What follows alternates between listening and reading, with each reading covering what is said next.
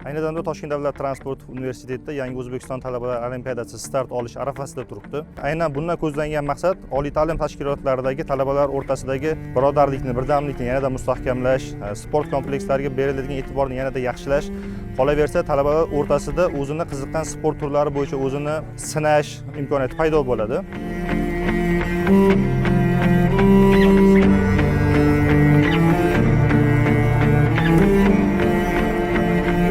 Yangi O'zbekiston Olimpiya cho'qqilari musobaqasi omadli bo'lsin va ushbu tanlovda men ochiq deb e'lon qilaman.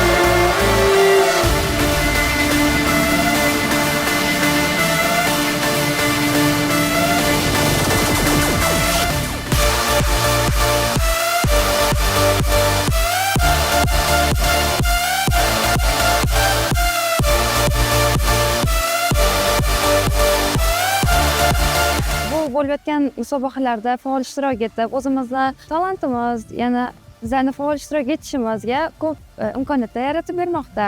Bugun biz streetbol va voleybol musobaqalariga faol ishtirok etmoqdamiz.